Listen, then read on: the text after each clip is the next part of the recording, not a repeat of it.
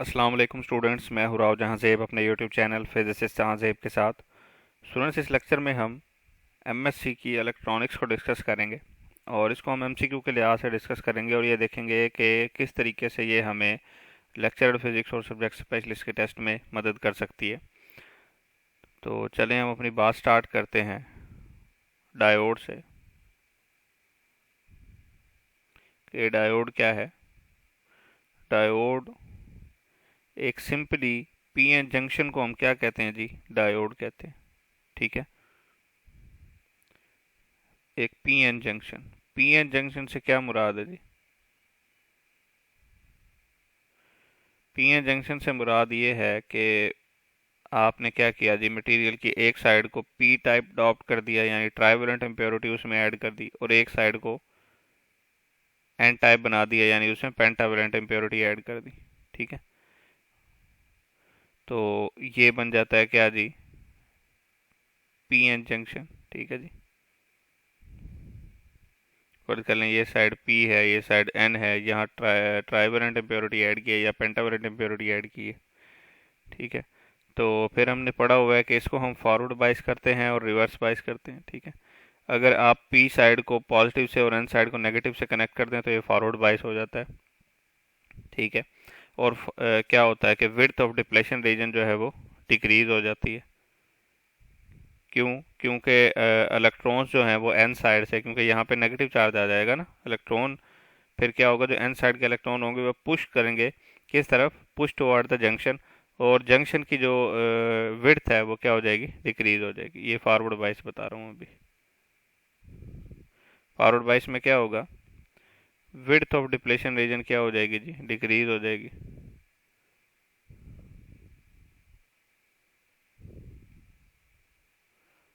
Width of depletion reason decreases. ठीक है, जिसकी वजह से फॉरवर्ड करंट फ्लो होना शुरू हो जाएगा और डायोड क्या करेगा, कंडक्ट करना शुरू हो जाएगा। ये सारी बातें आप ऑलरेडी पढ़ चुके हैं, मैं बस आपको एक छोटी सी रिवीजन करा रहा हूँ। उसके बाद जो मेन बात है वो मैं बताऊंगा आपको, तो यहाँ हमने करनी है। उसके बाद रिवर्स बाइस में क्या होता है, रिवर्स बाइस में क्या होता है, इस पीएन जंक्शन को आप कनेक्ट कर देते हैं किससे जी, पी साइड को नेगेटिव से और एन साइड को पॉजिटिव से। ये पी साइड है, ये एन साइड है, तो पी साइड को आप कनेक्ट कर दें जी नेगेटिव से और एन साइड को कनेक्ट कर दें पॉजिटिव से। तो बजाय इसके कि इलेक्ट्रॉन्स जंक्शन की तरफ मूव करें, चूंकि यहाँ पॉजिटिव साइड है या नेगेटिव साइड है, तो एन साइड के जो मेजॉरिटी कैरियर यानी इलेक्ट्रॉन्स है वो away from the junction move करते हैं और width of the depletion region जो है वो इंक्रीज कर जाती है। हाँ, कुछ माइनॉरिटी चार्ज कैरियर जो कि पी टाइप में माइनॉरिटी कैरियर इलेक्ट्रॉन्स होते हैं ना, वो इस नेगेटिव चार्ज की वजह से पुश होते हैं किस तरफ जी, जंक्शन की तरफ, और वो जंक्शन को क्रॉस कर देते हैं, तो उसको हम कहते हैं जी ये रिवर्स करंट है, रिवर्स लीकेज करंट है। तो फॉरवर्ड करंट इसमें नहीं होता, रिवर्स लीकेज करंट होता है और width of depletion reason increase कर जाती है। विड्थ ऑफ डिप्लेशन रीजन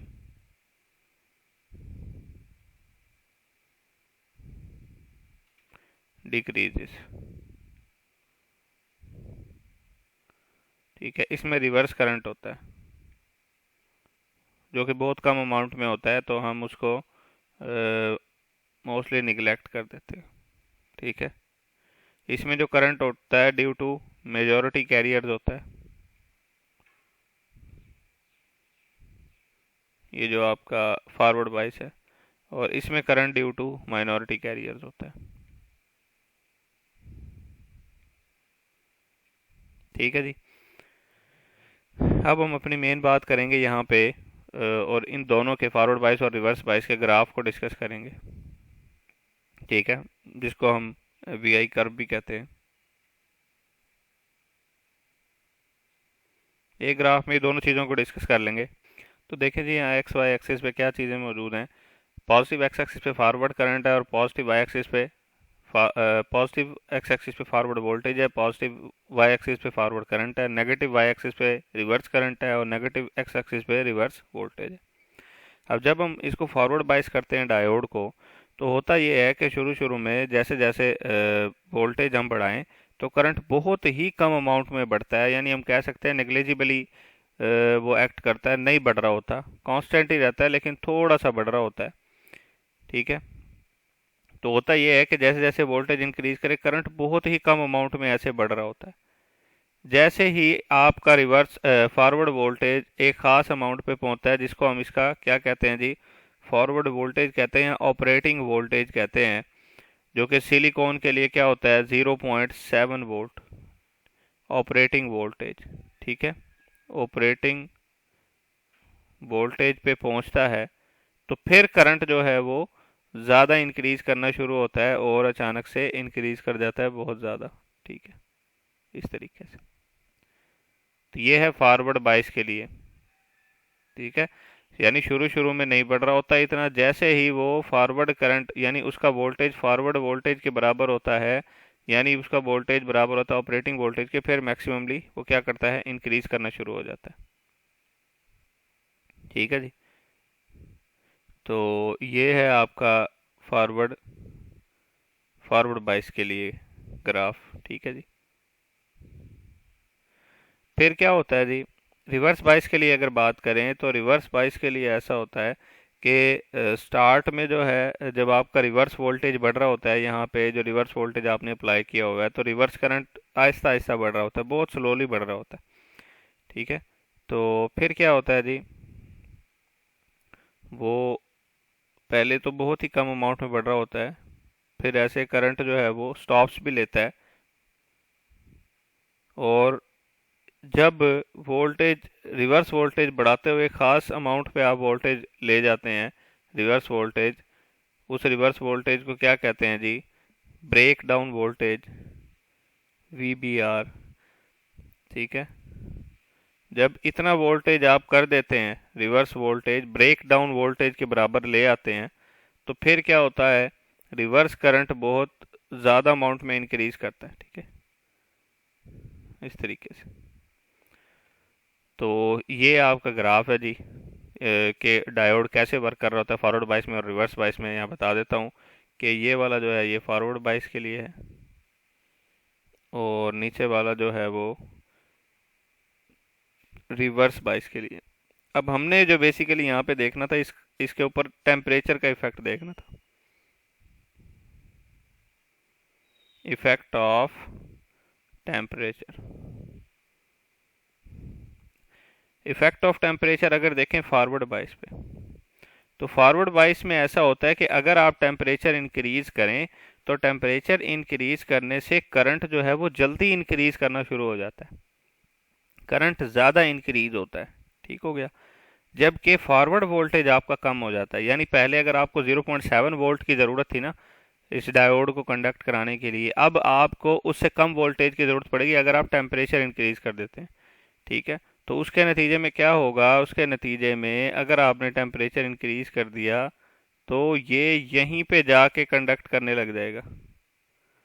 तो इसके नतीजे में क्या हुआ, आपका फॉरवर्ड वोल्टेज जो है वो क्या हो गया, कम हो गया। ठीक हो गया, और आपका फॉरवर्ड करंट क्या हो जाए, बढ़ जाएगा। यानी अगर आप टेम्परेचर क्या करें, इंक्रीज करें, तो आपका फॉरवर्ड वोल्टेज जो है वो कम होता जाता है और फॉरवर्ड करंट क्या करता जाता है, बढ़ता जाता है। इसी तरह अगर आप इसमें देखें जो रिवर्स बाइस वाला है, इसमें भी यही होगा कि अगर आप रिवर्स बाइस में टेम्परेचर इंक्रीज करें तो फॉर जो रिवर्स ब्रेक डाउन जो है वो जल्दी हो जाता है, यानी आपका रिवर्स करंट जल्दी इंक्रीज करता है और रिवर्स वोल्टेज जो है वो कम हो जाता है।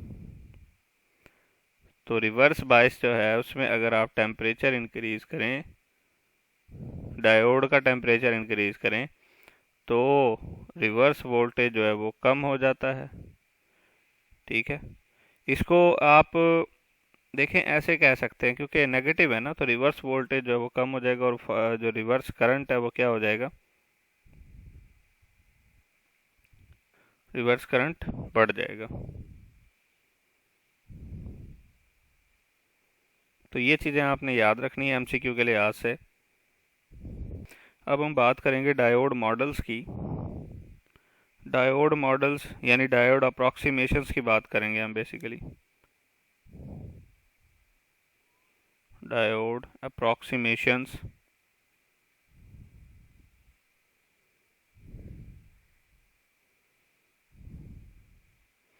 डायोड अप्रॉक्सीमेशंस में जो है दो तरह की अप्रॉक्सीमेशन है। एक जो मॉडल है वो है आइडियल डायोड मॉडल, और दूसरा प्रैक्टिकल डायोड मॉडल है। आइडियल डायोड मॉडल, पहले आइडियल डायोड मॉडल को डिस्कस करेंगे कि वो क्या होता है।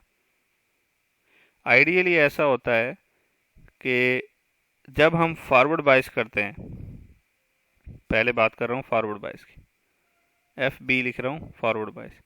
जब हम फॉरवर्ड बाइस करते हैं डायोड को तो कुछ इस तरीके से करते हैं ना। ये एक डायोड है और इस डायोड को हमने क्या कर दिया जी, फॉरवर्ड बाइस कर दिया।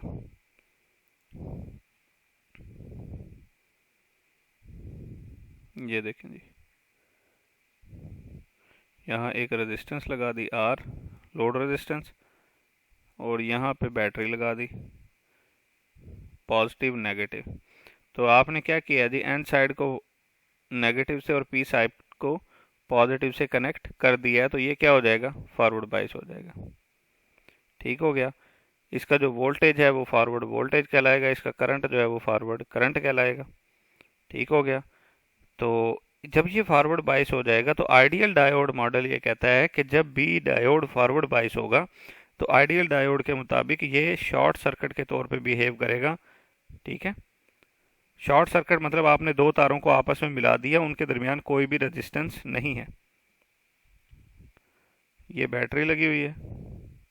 तो डायोड जो है वो बेसिकली क्या कर रहा है, शॉर्ट सर्किट के तौर पे बिहेव कर रहा है। ठीक है, और कोई रेजिस्टेंस इस टाइम नहीं है। तो इस सूरत में ये कैसे बिहेव कर रहा है जी, एक डायोड बिहेव कर रहा है एक क्लोज्ड स्विच की तरह।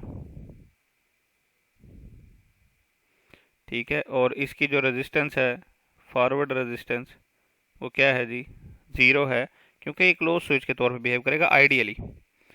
अब अगर बात करें रिवर्स बाइस के लिए, तो रिवर्स बाइस में कुछ इस तरीके से होगा। आपने देखो डायोड का क्या किया जी, उसको रिवर्स बाइस लगा दिया।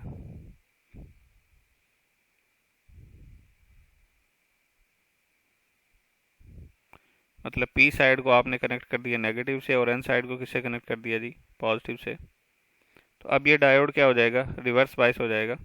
और रिवर्स बाइस होने की वजह से इसमें जो करंट है वो क्या हो जाएगा, ज़ीरो हो जाएगा ना। करंट तो इसमें रिवर्स बाइस में कोई करंट नहीं होगा आइडियली।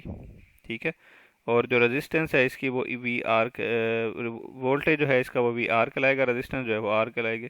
इस सूरत में क्या होगा कि जो आपका डायोड है वो as an open circuit behave करेगा, इसके दरमियान इनफाइनाइट रेजिस्टेंस होगी और कोई करंट फ्लो नहीं करेगा। ठीक है, तो इस सूरत में क्या करेगा जी, डायोड ओपन सर्किट के तौर पे बिहेव करेगा और इसकी जो रेजिस्टेंस होगी वो क्या होगी, इनफाइनाइट होगी, और करंट क्या होगा, ज़ीरो होगा। ठीक हो गया। अब इसका अगर आप ग्राफ बना के देख लें तो ग्राफ कुछ इस तरीके से बनेगा, ज़रा देख लें। ठीक है, आपको मैंने बताया हुआ है कि यहाँ पे जो है रिवर्स वोल्टेज, यहाँ पे फॉरवर्ड वोल्टेज, यहाँ पे जो है वो फॉरवर्ड करंट, और यहाँ पे रिवर्स करंट। अब देखें, अगर फॉरवर्ड बाइस की बात की जाए तो फॉरवर्ड बाइस में चूँकि जो जैसे ही आप कनेक्ट करेंगे तो ये क्लोज स्विच के तौर पे एक्ट करेगा, और उस टाइम आपका फॉरवर्ड वोल्टेज जितना भी हो ये क्लोज स्विच के तौर पे एक्ट करेगा और इसका फॉरवर्ड करंट इस तरीके से होगा, चाहे आप फॉरवर्ड वोल्टेज जितना भी अप्लाई करें। और उस सूरत में जो आपका रिवर्स बाइस होगा, रिवर्स बाइस के तौर पे आपका रिवर्स करंट तो ज़ीरो है ना, चाहे आप जितना मर्जी फॉरवर्ड वोल्टेज बढ़ाते जाएं। तो ये रिवर्स बाइस के लिए लाइन है। ठीक है, रिवर्स करंट तो ज़ीरो है देखें। ठीक है, आई आर क्या है, ज़ीरो है, और फॉरवर्ड वोल्टेज जो है वो मैक्सिमम है। क्यों मैक्सिमम है? क्योंकि जो आपका डायोड था वो क्लोज स्विच के तौर पे एक्ट करने लग गया। तो ये वाली जो है वो रिवर्स बाइस के लिए है, ये वाली जो है वो फॉरवर्ड बाइस के लिए। तो ये चीज़ आपने याद रखनी है। तो अब हम बात कर लेते हैं किसके लिए जी, प्रैक्टिकल डायोड मॉडल के लिए। यहाँ पे एक और बात भी आपने याद रखनी है कि फॉरवर्ड वोल्टेज जो है वो क्या है, ज़ीरो है। ठीक है, तो फॉरवर्ड वोल्टेज ज़ीरो क्यों है? क्योंकि देखें, अगर एक चीज़ फॉरवर्ड बाइस में है ही ओपन सर्किट, तो उन ओपन सर्किट के दरमियान पोटेंशियल का डिफरेंस क्या होगा? इस और इस पॉइंट के दरमियान पोटेंशियल का डिफरेंस क्या होगा? सेम होगा, क्योंकि ये एक क्लोज सर्किट के तौर पे बिहेव कर रहे हैं ना। अब बात करते हैं जी प्रैक्टिकल डायोड मॉडल की।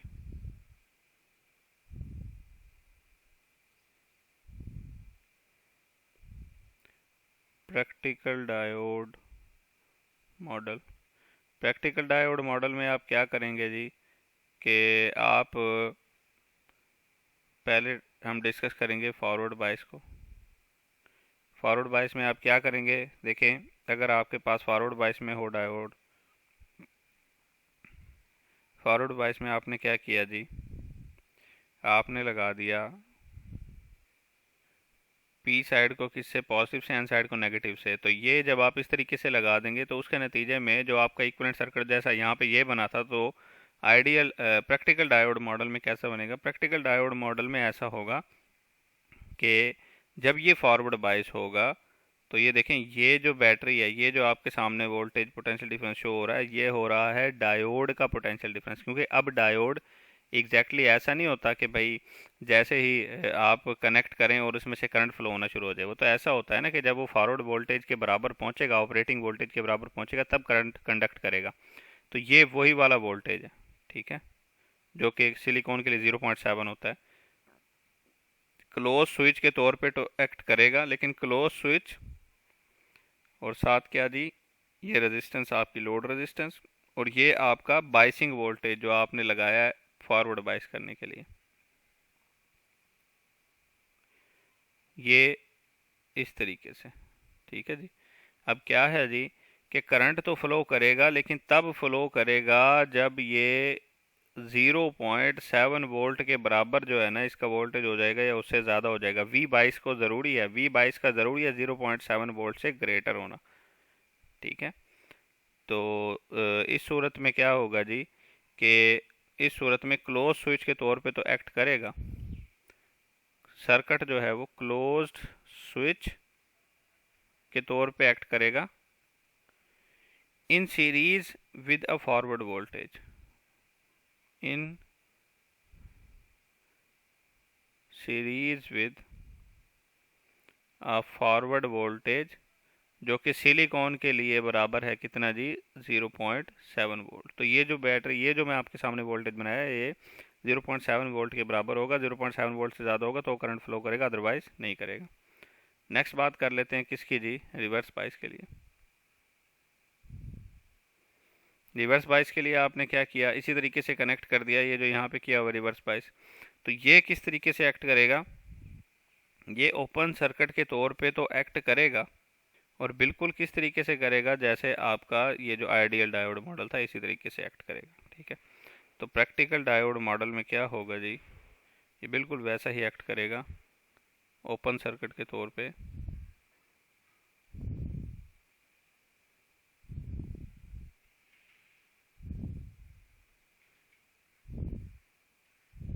ये देखें, रिवर्स बाइस है, और रिवर्स बाइस में ये ओपन सर्किट के तौर पे बिहेव कर रहा है, जिसमें ओपन सर्किट है, और ओपन सर्किट में क्या है जी, रेजिस्टेंस जो है वो इनफाइनाइट है, और करंट क्या है जी, ज़ीरो है। यहाँ पे जो रेजिस्टेंस है वो इनफाइनाइट नहीं है, यहाँ पे कुछ ना कुछ रेजिस्टेंस है जो कि फॉरवर्ड रेजिस्टेंस है आपकी। ठीक है, तो इस तरीके से ये एक्ट कर रहा होगा, और आपका जो फॉरवर्ड करंट होगा वो बराबर होगा वी, वी बी यानी वी बाइस यानी बैटरी का वोल्टेज, माइनस वी फॉरवर्ड यानी वो जो 0.7 होगा, जो भी होगा वो, डिवाइडेड बाय आर। तो टोटल जो करंट होगा ना, फॉरवर्ड करंट लिखना था, सॉरी, यहाँ पे फॉरवर्ड करंट। ठीक है जी। तो ये चीज़ें आपने याद रखनी है। अगर इसको ग्राफ की शक्ल में शो करना चाहें तो आप ऐसे कर सकते हैं।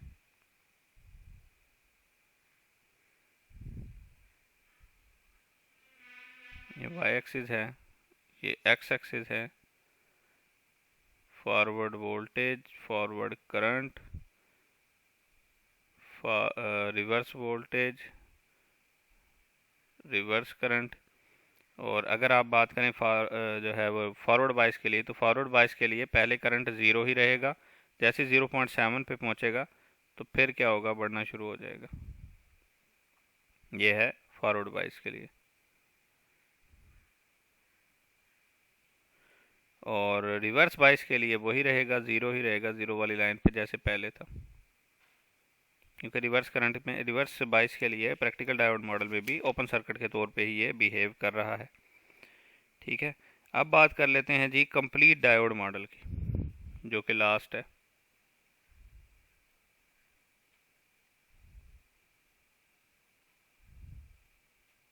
Complete diode model.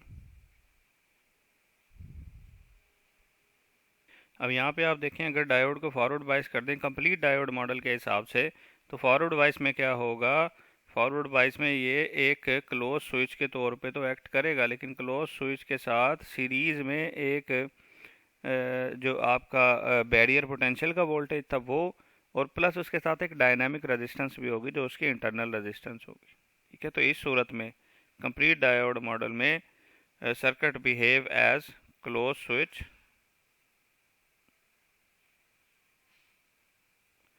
closed switch in series,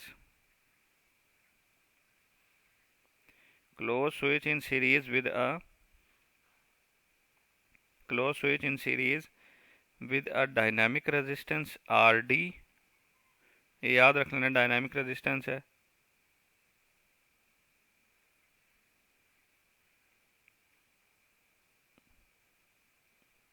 और इसके साथ पोटेंशियल बैरियर का वोल्टेज VB, पोटेंशियल बैरियर। ठीक है, इस तरीके से एक्ट करेगा। और अगर आप इसको रिवर्स बाइस कर दें, तो रिवर्स बाइस की कंडीशन में सर्किट जो है वो ओपन सर्किट के तौर पे बिहेव तो कर देगा, लेकिन parallel with large internal resistance. ठीक है ना, यहाँ से ओपन सर्किट तो है लेकिन ये पैरेलल में लगा हुआ है किसी और चीज़ के साथ जो कि लार्ज इंटरनल रेजिस्टेंस है। Circuit behaves as open circuit in parallel with large internal reverse resistance, reverse resistance।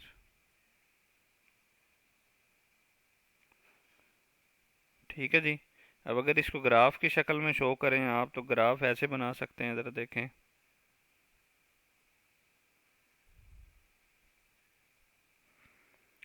Forward current, forward voltage, reverse current, reverse voltage, reverse current.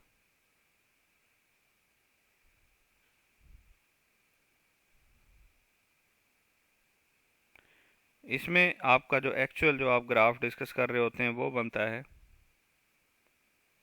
इस तरीके से जी। 0.7 पे पहुंचेगा, फिर इंक्रीज करना शुरू होगा फॉरवर्ड बाइस के लिए, और रिवर्स बाइस के लिए क्या करेगा, इस तरीके से जाएगा। ठीक है, और इस तरीके से। ठीक है। तो ये वही है जो आप पहले मैं आपको पढ़ा चुका हूँ। तो ये बेसिकली कंप्लीट डायोड मॉडल को हम फॉलो कर रहे होते हैं, तो ये चीज़ें आपने याद रखनी है। अब हम half wave rectifier, full wave rectifier और ब्रिज रेक्टिफायर के दरमियान चंद चीज़ों का डिफरेंस पढ़ेंगे। बाकी आप ऑपरेशन इसका पढ़ चुके हैं ऑलरेडी, तो मैं आपको बताऊंगा सिर्फ इसमें मेन चीज़ें जो कि आपकी एमसीक्यू के लिहाज से इंपॉर्टेंट है। तो हाफ वेव रेक्टिफायर में जो एवरेज वोल्टेज होता है वो वी ओवर पाई होता है। वी मतलब पीक वोल्टेज। ठीक है। इस तरीके से output voltage V input voltage minus 0.7 volt के बराबर होता है। Peak inverse voltage input voltage के बराबर होता है। एफिशिएंसी बराबर होती है 31.8%। ठीक है, ये इसकी एफिशिएंसी होती है। और रिपल फैक्टर बराबर होता है 1.21। पीक इनवर्स वोल्टेज और रिपल फैक्टर मैं अभी बताऊंगा आपको क्या होते हैं। एवरेज वोल्टेज फुल वेव के लिए 2 VP/पाई होता है, output voltage V secondary over 2 minus 0.7 होता है, peak inverse voltage 2V out plus 0.7 volt होता है, और एफिशिएंसी इसकी 63.7% होती है, और रिपल फैक्टर 0.48 होता है। आउटपुट वोल्टेज ब्रिज रेक्टिफायर के लिए V सेकेंडरी माइनस, अच्छा यहाँ पे V सेकेंडरी का लफ्ज़ लिखा गया है क्योंकि जो आपका फुल वेव रेक्टिफायर और ब्रिज रेक्टिफायर है उसको ट्रांसफ़र कपलिंग के ज़रिए हम क्या कर सकते हैं, बेसिकली ट्रांसफ़र कपलिंग के ज़रिए हम ये वाले जो रेक्टिफायर हैं ये इस्तेमाल करते हैं। जैसे ये जो है ना, ये देखें ट्रांसफार्मर कपलिंग, यानी आप डायरेक्टली एसी सोर्स को कनेक्ट नहीं कर रहे होते, बल्कि क्या कर रहे होते हैं, ट्रांसफार्मर की कपलिंग के साथ कर रहे होते हैं। ठीक है, तो ये आपके पास रेक्टिफायर है और ये देखिए ट्रांसफार्मर की कपलिंग होगी, तो ये इसका जो वोल्टेज होता है वो V सेकेंडरी होता है और इसका जो वोल्टेज होता है वो V प्राइमरी होता है। ठीक हो गया। तो इस तरीके से एफिशिएंसी जो है इसकी 81.2% है, रिपल फैक्टर इसका 0.48 है। अब बात कर लेते हैं पीक इनवर्स वोल्टेज की, PIV जिसको कह रहे हैं, peak inverse voltage.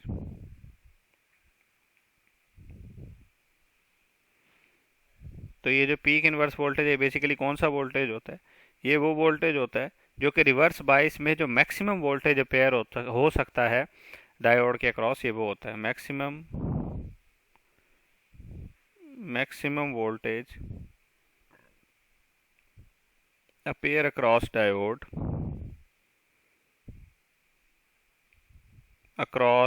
Diode in reverse bias is called peak inverse voltage. ठीक है, अब बात कर लेते हैं यहाँ पे जो रिपल फैक्टर की, मैं आपको रिपल फैक्टर बता देता हूँ।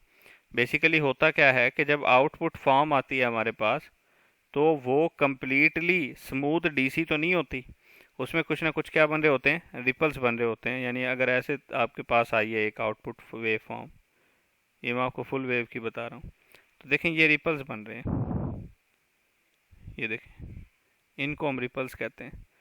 तो जिसमें ज़्यादा रिपल होते हैं उसमें ज़्यादा रिपल फैक्टर होता है। जैसे आपने देखा है कि हाफ वेव में ज़्यादा रिपल्स बनते हैं तो ये 1.21 यानी ज़्यादा होता है। और रिपल फैक्टर मालूम करने का जो फार्मूला है वो मैं आपको बता देता हूँ। तो अगर हाफ वेव के लिए बात की जाए तो मोस्टली हाफ वेव के लिए जो हम रिपल फैक्टर निकालते हैं, यहाँ पे मैं लिख रहा हूँ R हाफ वेव HW, ये बराबर होता है square root of RMS current to the DC current, इसका स्क्वायर -1, ये होता है हाफ वेव के लिए। और फुल वेव के लिए भी यही होता है, हाफ वेव और फुल वेव के लिए।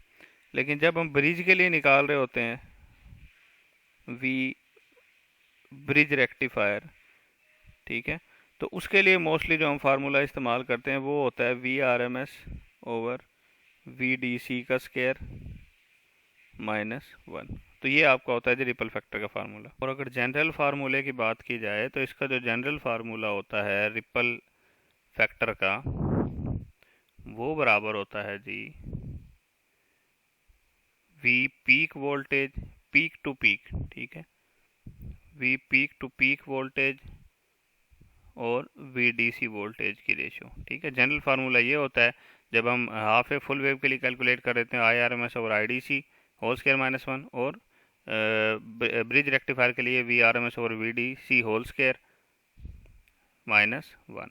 ठीक है, तो ये इस्तेमाल करते हैं। अब नेक्स्ट हम डिस्कस करेंगे जी डायोड लिमिटर, या जिसको क्लिपर भी कहते हैं, क्लिपर्स।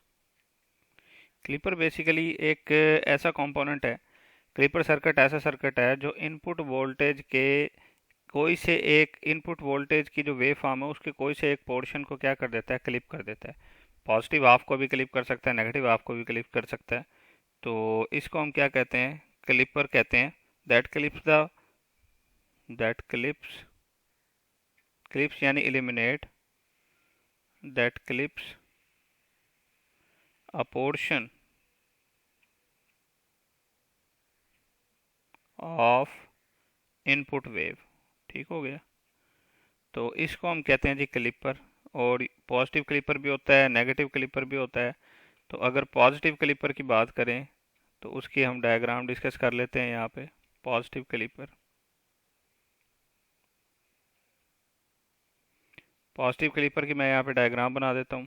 तो यहाँ पे आप देख सकते हैं कि एक इनपुट वोल्टेज जो है आपने अप्लाई किया और आपने डायोड के साथ क्या लगा दी, एक रेजिस्टेंस। तो यहाँ पे आपको ये पता चल रहा है कि कैलिपर बनाने के लिए आपको क्या करना पड़ेगा, डायोड के साथ रेजिस्टेंस लगानी पड़ेगी। डायोड सीरीज विद रेजिस्टेंस,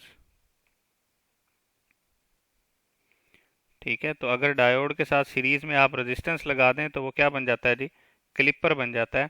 और इसमें क्या होगा, इनपुट वोल्टेज आपने दिया, इनपुट वोल्टेज आपने दिया पॉजिटिव, आप साइकिल में क्या होगा, ये क्या हो जाएगा जी, फॉरवर्ड बाइस हो जाएगा। और फॉरवर्ड बाइस होने की वजह से क्या करेगा, पहले पॉइंट ए जो है वो पॉजिटिव हो जाएगा और उसको हम फिक्स कर देंगे एक लिमिटिंग वैल्यू यानी 0.7 वोल्ट पे फिक्स कर दिया। इसका मतलब ये है कि शुरू में डायोड फॉरवर्ड बाइस होगा और क्या होगा, वोल्टेज बढ़ना शुरू होगा, ठीक है। आउटपुट पे जो हमें वोल्टेज मिल रहा होगा वो क्या होगा, पहले बढ़ना शुरू होगा। जैसे ही 0.7 वोल्ट पे पहुंचेगा ना, पॉइंट ए का पोटेंशियल जैसे ही 0.7 वोल्ट पे पहुंचेगा तो वहां से ये पॉइंट ए क्या करेगा, ये जो है वो डायोड को मज़ीद फॉरवर्ड बाइस रहने नहीं देगा।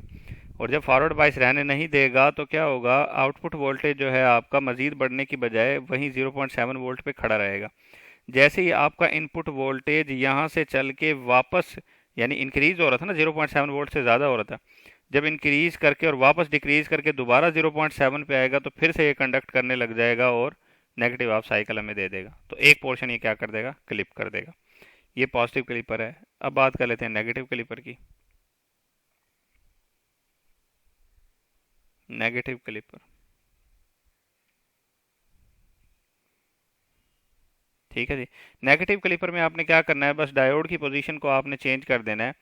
यानी आपने क्या करना है जी, अगर ये रेजिस्टेंस है, ठीक है, ये पॉइंट ए है, टर्मिनल ए है, और इसके साथ आपने क्या करना है, डायोड की पोजीशन को ऐसे बदल देना है। ये आपका एसी साइकिल है। अब ये सर्किट क्या बन गया जी, ये नेगेटिव क्लिपर बन गया। इसमें क्या होगा कि आपने यहाँ पॉइंट ए को आपने जो उसकी लिमिटिंग वैल्यू आपने उसको फिक्स किया होगा किस पे जी, -0.7 पे। लिमिटिंग वैल्यू आपने फिक्स की होगी -0.7। उस सूरत में आपको जो वेव फॉर्म मिलेगी वो पॉजिटिव साइकिल जो है वो तो कंडक्ट हो जाएगा, ठीक है, क्योंकि आपने नेगेटिव 0.7 वैल्यू जो है वो लिमिटिंग फिक्स की है। जैसे नेगेटिव 0.7 पे पहुंचेगा तो कंडक्ट करना बंद हो जाएगा, कांस्टेंट रहेगा। जितने में एसी साइकिल मज़ीद नेगेटिव होकर दोबारा -0.7 पे पहुंचेगा तो उसके बाद फिर से कंडक्ट करना शुरू हो जाएगा। तो ये आपने नेगेटिव पार्ट को क्या कर दिया, क्लिप कर दिया, इसको हम क्लिपर कहते हैं। अब नेक्स्ट बात करेंगे जी क्लैंपर की, कि क्लैंपर क्या चीज़ है। क्लैंपर बेसिकली क्या करता है कि देखें, कोई भी सिग्नल होता है वो एसी और डीसी दोनों का कम्बिनेशन होता है। तो उसमें बाज़ औक़ात ऐसा होता है, ट्रांजिस्टर जैसे कंपोनेंट्स हैं उसमें जो डीसी वैल्यू आपकी लॉस हो जाती है, तो वो किसी भी सिग्नल की डीसी वैल्यू को बढ़ाने के लिए क्लैंपर इस्तेमाल होता है, ठीक है। तो क्लैंपर क्या करता है, अ clamper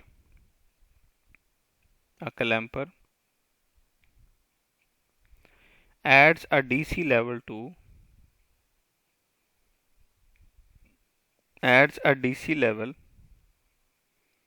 to an AC voltage। AC की DC वैल्यू को बढ़ाता है। तो AC की DC वैल्यू को ये क्या करता है, इंक्रीज कर देता है, यानी DC लेवल जो है वो बढ़ा देता है, उसको क्लैंपर कहते हैं, ठीक है। इसको आप DC रिस्टोरर भी कहते हैं, जैसे उसको लिमिटर कहते थे तो इसको DC रिस्टोरर भी कहते हैं। चलें जी। अब क्लैंपर के बनाने के लिए क्या करना पड़ता है, क्लैंपर बनाने के लिए जैसे आपने क्लिपर बनाने के लिए डायोड के साथ रेजिस्टेंस लगाई है, वैसे क्लैंपर बनाने के लिए डायोड के साथ सीरीज में आपने क्या लगाना है, एक कैपेसिटर लगा देना है, ठीक है जी। तो ये क्या बन जाएगा जी, ये आपका क्लैंपर बन जाएगा। तो यहाँ पे आप देख सकते हैं एक सिग्नल, इनपुट सिग्नल हमने दिया और पहले क्या होगा जी, डायोड क्या हो जाएगा जी, इसकी वजह से फॉरवर्ड बाइस और इसमें करंट फ्लो होना शुरू हो जाएगा। जब करंट फ्लो होना शुरू होगा, डायोड फॉरवर्ड बायस होगा, तो आउटपुट पे हमें एक वेव फॉर्म मिलेगी, एक पॉजिटिव हाफ साइकिल मिलेगा, ऐसे ये जो मिल गया। जब ये क्या होगा, रिवर्स बायस होगा, तो कैपेसिटर कुछ ना कुछ चार्ज हो चुका होगा, तो फिर कैपेसिटर डिस्चार्ज होने लगेगा।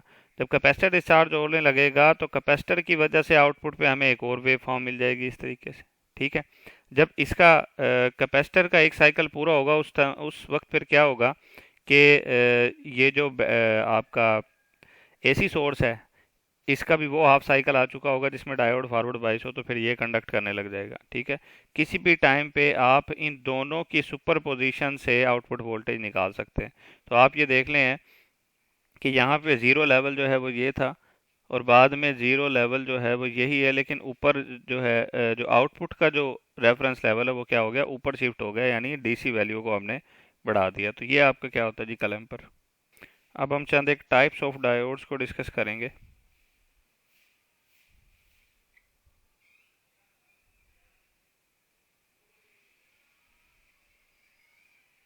जो इम्पोर्टेंट होंगी हमारे लिए, इसमें जो बहुत इम्पोर्टेंट और सबसे पहला जो है वो है जीनर डायोड। जीनर डायोड ऐसा डायोड है जो कि ऑपरेट करता है जीनर ब्रेक डाउन रीजन में, यानी रिवर्स ब्रेक डाउन रीजन में ये ऑपरेट करता है। ऑपरेट्स ऑपरेट्स इन द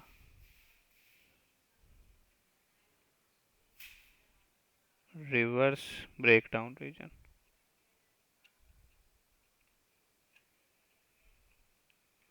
ठीक है जी। तो आपने देखा है कि रिवर्स बाइस में रिवर्स ब्रेक डाउन रीजन होता है, तो ये उसमें ऑपरेट करता है। ठीक है। और अगर इसके सिंबल की बात की जाए तो इसका सिंबल कुछ इस तरीके से होता है।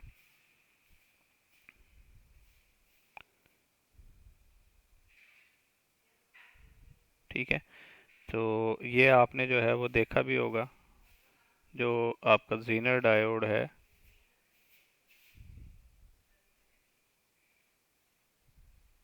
ठीक है जी, ये इसका एनोड होता है, ये इसका कैथोड होता है, ये जीनर डायोड है। इसके दो रीजन्स होते हैं बेसिकली।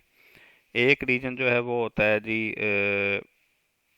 इसके दो ब्रेक डाउन होते हैं, दो break down region, two breakdown regions. Breakdown का मतलब ये होता है कि रिवर्स करंट का बहुत ज़्यादा बढ़ जाना। ठीक है। एक ख़ास रिवर्स वोल्टेज पे ब्रेक डाउन का बहुत ज़्यादा बढ़ जाना। ठीक है।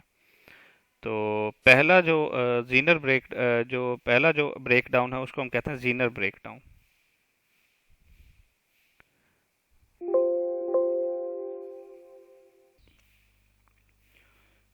Zener break down.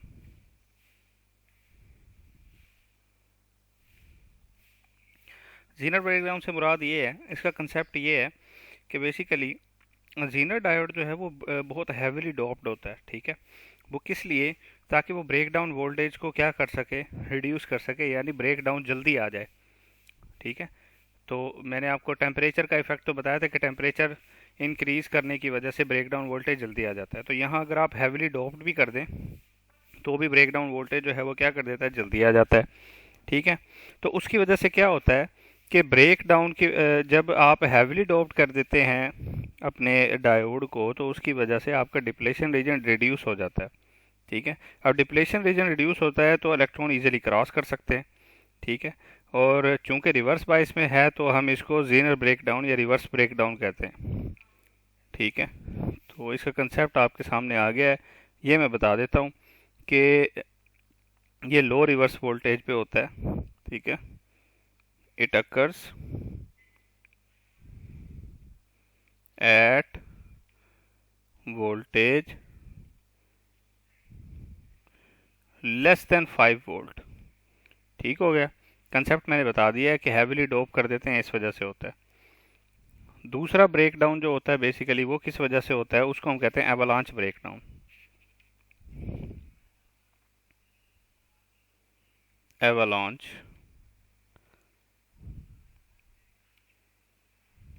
Break down. Avalanche breakdown जो है वो बेसिकली ग्रेटर देन 5 वोल्ट पे होता है। ठीक है।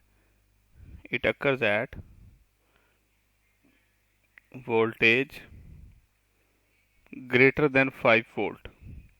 अब इसमें होता है ये, क्योंकि रिवर्स बाइस ही हमने अप्लाई किया हुआ है ना, ये रिवर्स बाइस पे काम करता है आपका जो जीनर डायोड है। तो जब रिवर्स बाइस किया हुआ होता है तो उस पर पी साइड के जो माइनॉरिटी कैरियर्स होते हैं, जो इलेक्ट्रॉन्स होते हैं पी साइड के, ठीक है, वो पी साइड के इलेक्ट्रॉन्स क्या करते हैं, वो कोलाइड करते हैं एटम्स के साथ जो उसके अंदर मौजूद होते हैं, और आयनाइजेशन प्रोड्यूस करते हैं। और आयनाइजेशन की वजह से नंबर ऑफ इलेक्ट्रॉन्स जो है वो मल्टीप्लाई हो जाते हैं। इसको एवलांच ब्रेकडाउन कहते हैं। Less than 5 volt greater than 5 volt पे होता है। ठीक है, तो ये चीज़ें आपने याद रखी, दोनों का कंसेप्ट याद रखना है आपने। नेक्स्ट एक जो प्रोसेस है वो है जीनर रेगुलेशन, जिसे ये साबित होता है कि जीनर डायोड जो है वो रेगुलेशन में भी इस्तेमाल होता है। जीनर रेगुलेशन ये बेसिकली वो प्रोसेस है, यानी एक जीनर डायोड की वो प्रॉपर्टी है, उसकी वो एबिलिटी है कि वो रिवर्स वोल्टेज को कितना ज़्यादा कांस्टेंट रख सकता है, कितना ज़्यादा जो है वो स्टेबल रख सकता है। ability of the ability of Zener diode to keep the reverse voltage, क्योंकि रिवर्स वोल्टेज चेंज होता रहता है ना, to keep the reverse voltage essentially constant, ये क्या करता है, कांस्टेंट रखने में मदद देता है, कांस्टेंट या स्टेबल रखता है रिवर्स वोल्टेज को। जीनर रेगुलेशन कहते हैं इसको। तो ये रेगुलेटर के तौर पे भी इस्तेमाल किया जा सकता है जीनर डायोड। ठीक है जी, इसके दो यूजेस हैं, इसके दो यूजेस हैं। ये क्लिपर के तौर पे भी इस्तेमाल किया जा सकता है और रेगुलेटर के तौर पे भी। तो ये एमसीक्यू में इस तरीके से आ सकता है। अब नेक्स्ट है जी वरेक्टर डायोड, जो कि बड़ा इंपॉर्टेंट है।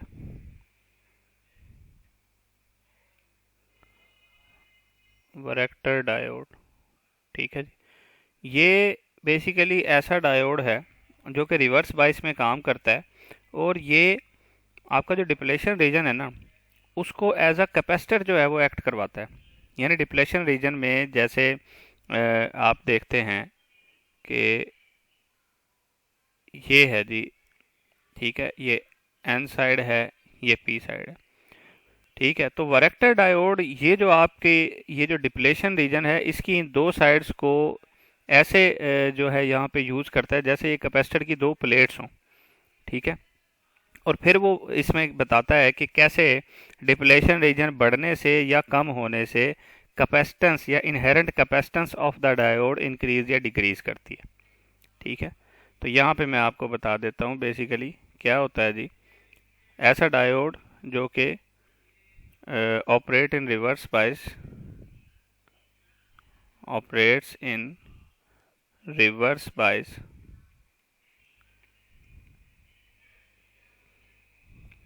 और क्या करता है, इसकी ऐसी डोपिंग की जाती है कि ये dope such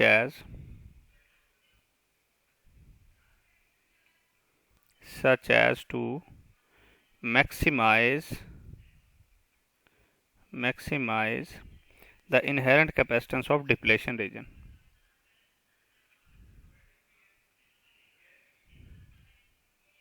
the inherent capacitance of depletion region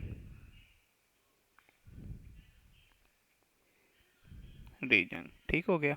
अब चूंकि ये रिवर्स बाइस में काम करता है, ठीक है, तो रिवर्स बाइस में हमने देखा है कि रिवर्स बाइस में क्या होता है कि विड्थ ऑफ डिप्लेशन रीजन जो है ना वो इंक्रीज कर जाती है।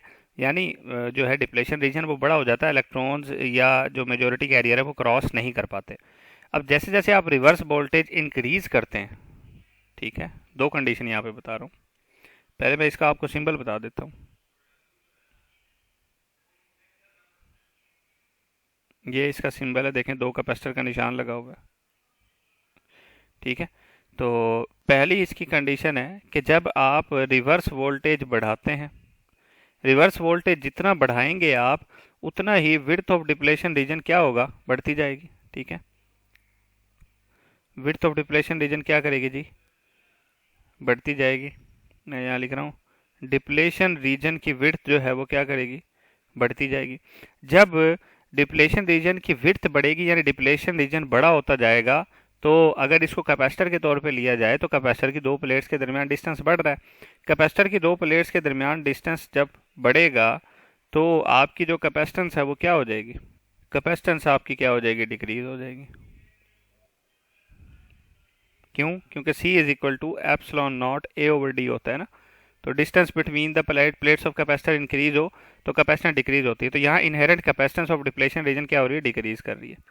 दूसरी, जब आप रिवर्स वोल्टेज डिक्रीज कर रहे हो, जितना रिवर्स वोल्टेज कम होता जाता है उतना विड्थ ऑफ डिप्लेशन रीजन क्या होती जाती है, कम होती जाती है, क्योंकि आप फॉरवर्ड बायस की तरफ जा रहे होते हो। तो उसके नतीजे में क्या होगा, डिस्टेंस बिटवीन द प्लेट्स कम होगा तो कैपेसिटेंस क्या होगी, इंक्रीज करना शुरू कर देगी। तो ये बेसिकली इसका फंक्शन है। ठीक है, तो अब हम नेक्स्ट चलते हैं। नेक्स्ट एक बहुत इंपॉर्टेंट डायोड की बात करेंगे, शॉर्टकी डायोड। यहाँ पे हम सारी की सारी टाइप्स नहीं पढ़ेंगे इसकी, सिर्फ वही टाइप्स पढ़ेंगे जो हमारे एमसीक्यू के लिहाज से हमें मदद करें। ठीक है, तो बाकी अगर सारी पढ़नी है तो बुक जो है उसमें मौजूद है, तो उससे आप सवालात भी कर सकते हैं, पूछ भी सकते हैं। ठीक है, शॉर्टकी डायोड कौन सा डायोड है, ऐसा डायोड जो कि हाई फ्रीक्वेंसी डायोड कहलाता है, यानी हाई फ्रीक्वेंसी पे ऑपरेट करता है। हाई फ्रीक्वेंसी डायोड है। और ये बनता कैसे है, इसकी कंस्ट्रक्शन कैसे है, ये बनता है अगर आप एक मेटल को, ठीक है, एक मेटल को डोप कर दें, एक मेटल को आप क्या कर दें, उसका आप एक देखे जैसे पी टाइप और एन टाइप होता है ना, तो आपने क्या करना है कि एक साइड जो है वो मेटल रखनी है। ठीक है जी, मेटल रीजन, और दूसरी साइड जो है वो उसको आपने क्या कर देना है, एन टाइप बना देना है। एन टाइप जो है आपने क्या कर देना है, उसको पेंटावैलेंट इम्प्योरिटी से डोप कर देना है। ठीक हो गया। और उनके दरमियान जो है वो एक जंक्शन होगा छोटा सा, इसको मेटल सेमीकंडक्टर जंक्शन कहेंगे। ठीक है, तो आपका डायोड, शॉर्टकी डायोड कैसे बनता है, मेटल और एन टाइप को मिला के बनता है, जैसे पी टाइप और एन टाइप को बनता है ना, तो यहाँ पे मेटल और एन टाइप को मिला दें तो आपका शॉर्टकी डायोड बनता है। और शॉर्टकी डायोड की ये साइड जो है, मेटल वाली साइड एनोड कहलाती है, और एन टाइप वाली साइड जो है वो कैथोड कहलाती है। ठीक हो गया। अगर इसके सिंबल की बात की जाए तो इसका सिंबल जो है वो कुछ इस तरीके से है। ठीक है, ये इसका सिंबल है। ठीक है, और ये फास्ट स्विचिंग के लिए इस्तेमाल किया जाता है, यूज फॉर फास्ट स्विचिंग।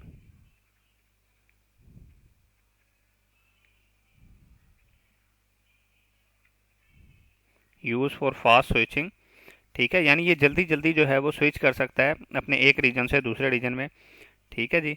और इसकी जो नेक्स्ट बात है, ये सिर्फ मेजोरिटी चार्ज कैरियर्स के साथ जो है वो ऑपरेट करता है, ऑपरेट्स विद मेजोरिटी कैरियर्स। ठीक है, क्योंकि देखें मेटल में भी मेजोरिटी कैरियर इलेक्ट्रॉन होते हैं, एन टाइप में भी इलेक्ट्रॉन होते हैं, तो ये मेजोरिटी कैरियर्स में यानी इलेक्ट्रॉन्स में ही ऑपरेट करता है। नेक्स्ट है जी पिन डायोड।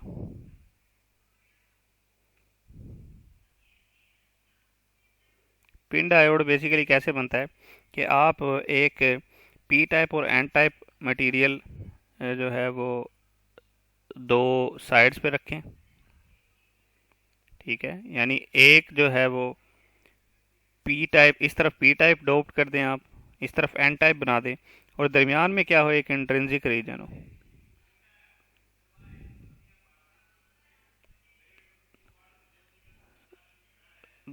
इसमें क्या हो जी, एक इंट्रिंसिक मटेरियल और इंट्रिंसिक रीजन हो, तो इसको कहते हैं जी PIN diode.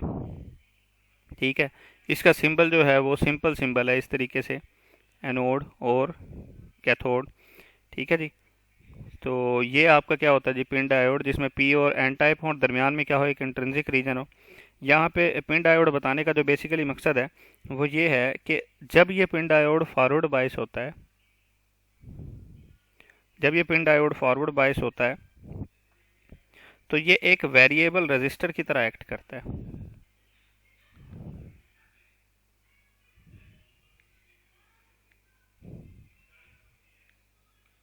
Act as variable register.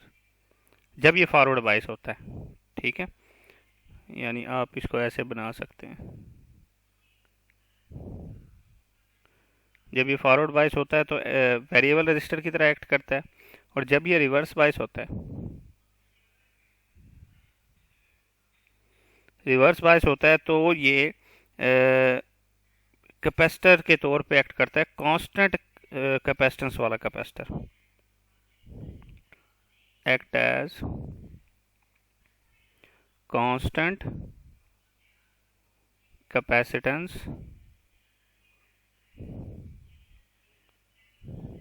Capacitor, ठीक है। कांस्टेंट कैपेसिटेंस वाला कैपेसिटर बन जाता है जब ये रिवर्स बायस होता है,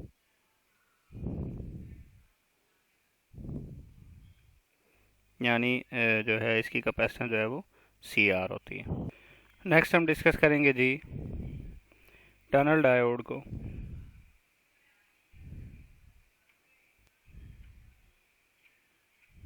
टनल डायोड, टनल डायोड ऐसा डायोड है जिसके लिए हम एक पहले ग्राफ बनाएंगे और उस ग्राफ से फिर उसको समझेंगे। एक्स एक्सिस पे फॉरवर्ड वोल्टेज और वाई एक्सिस पे फॉरवर्ड करंट हो, तो वोल्टेज के लिहाज से करंट कुछ इस तरीके से वैरी करता है कि पहले जब आप वोल्टेज बढ़ाते हैं तो आपका करंट बढ़ता है, एक वोल्टेज की ख़ास एक वैल्यू पे मैक्सिमम पे पहुंचता है, उसके बाद क्या करता है फिर डिक्रीज़ करना शुरू होता है, ठीक है, और डिक्रीज़ करता है फिर दोबारा से इंक्रीज़ करना शुरू हो जाता है, ठीक है। तो कुछ इस तरीके का ग्राफ बनता है। अगर हम इन पॉइंट्स को नाम दे दें, दोबारा से कर लेते हैं।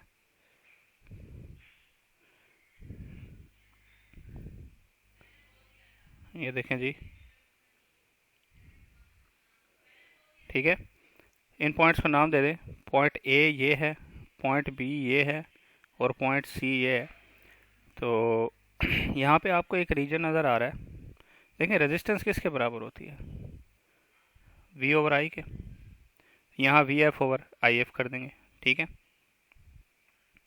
तो अब आप गौर करें, वोल्टेज बढ़ने के साथ पहले करंट इंक्रीज किया फिर डिक्रीज करना शुरू हो रहा है, ठीक है। अब ये जो रीजन आपको नज़र आ रहा है जहाँ पे वोल्टेज बढ़ाने से करंट डिक्रीज कर रहा है, ठीक है, इसको कहते हैं negative resistance region, negative resistance region, ठीक है। तो बेसिकली ये टनल डायोड कौन सा डायोड है, ऐसा डायोड जिसमें वोल्टेज बढ़ाने से करंट डिक्रीज करे, और किस कंडीशन में, इन नेगेटिव रेजिस्टेंस रीजन। ऐसा डायोड जिसमें फॉरवर्ड करंट डिक्रीज करे करंट बढ़ा वोल्टेज बढ़ाने से नेगेटिव रेजिस्टेंस रीजन में, तो उसको कहते हैं टनल डायोड, ठीक है।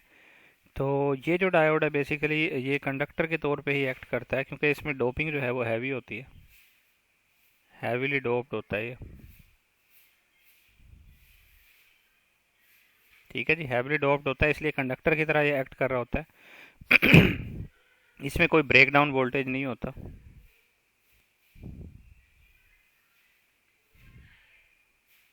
नो ब्रेक डाउन, ठीक है, वोल्टेज, ठीक है।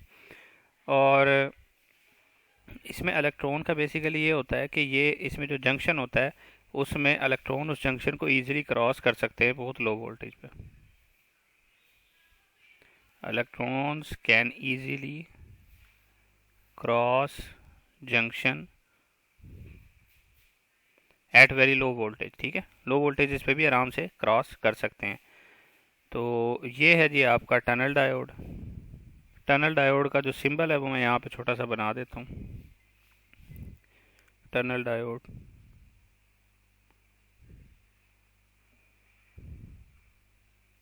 ठीक है जी। तो ये चीज़ आपने याद रखनी है। नेक्स्ट एक टाइप जो हमने डिस्कस करनी है वो है वेरिस्टर।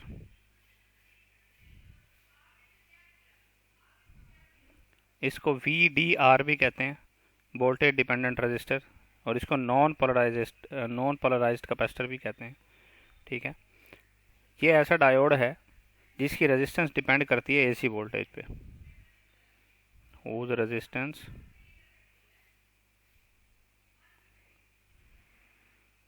डिपेंड्स अपॉन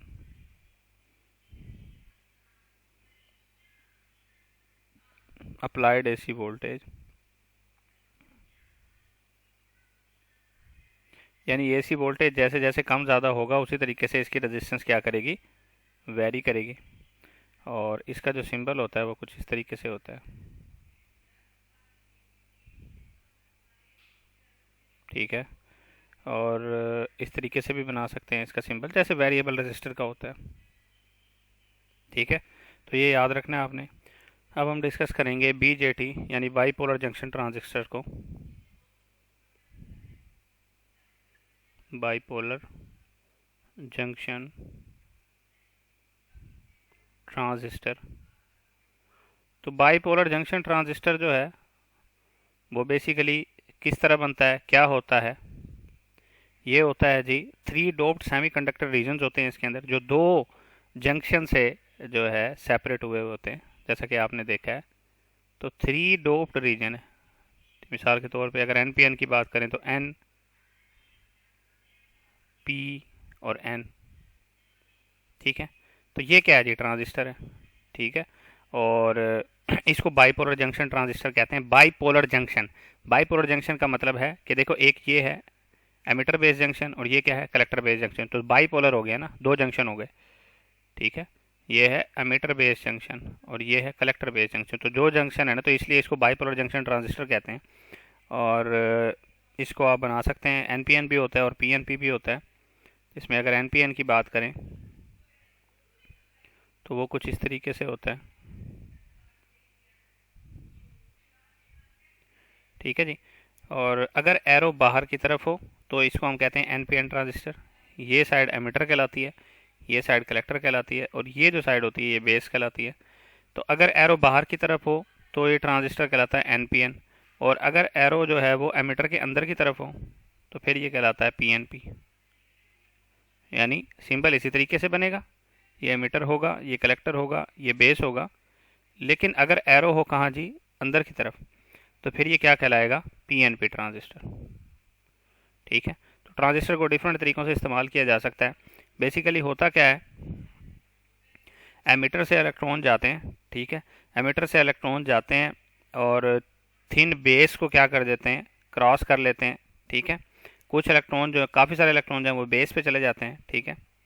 और बेस और एमिटर के दरमियान करंट फ्लो करना शुरू हो जाता है। कुछ जो इलेक्ट्रॉन्स हैं वो बेस के रीजन को भी क्रॉस कर जाते हैं और वो कहाँ चले जाते हैं, कलेक्टर पे, और कलेक्टर से होके वापस पॉजिटिव टर्मिनल ऑफ एमिटर पे पहुंच जाते हैं। इस तरीके से इनमें करंट पैदा होना, करंट फ्लो होना शुरू हो जाता है।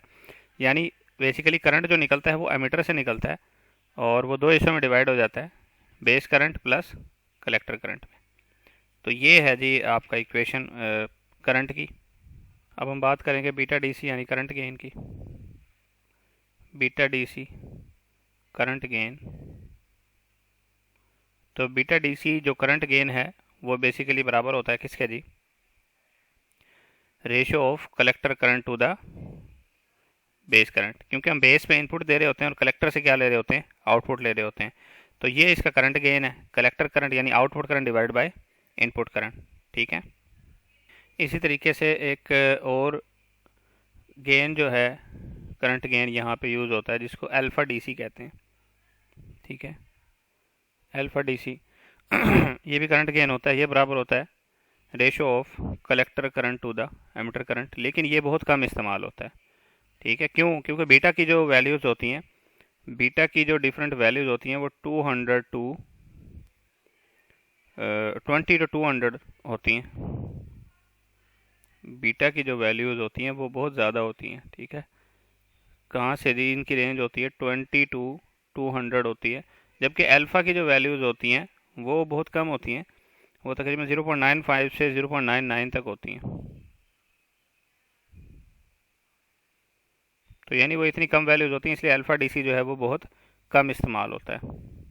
अब हम डिस्कस करेंगे जी करेक्टरिस्टिक कर्व के बारे में, जो कि ट्रांजिस्टर के लिए होती है। वी सी ई यानी collector to emitter voltage, V और आई सी यानी कलेक्टर का करंट, ठीक है। बेसिकली वी सी जो है वो आपका आउटपुट वोल्टेज होता है कलेक्टर टू एमिटर वोल्टेज। तो ये कुछ इस तरीके से वेरी करता है जैसा आपके सामने जो है वो शो कराया गया है। पहले क्या होता है, जैसे जैसे कलेक्टर टू एमिटर वोल्टेज बढ़ता है, करंट भी बढ़ रहा होता है, collector current. Collector current output current है। तो क्या करता है, पहले लीनियरली बढ़ रहा होता है और फिर पॉइंट बी पे पहुंचता है।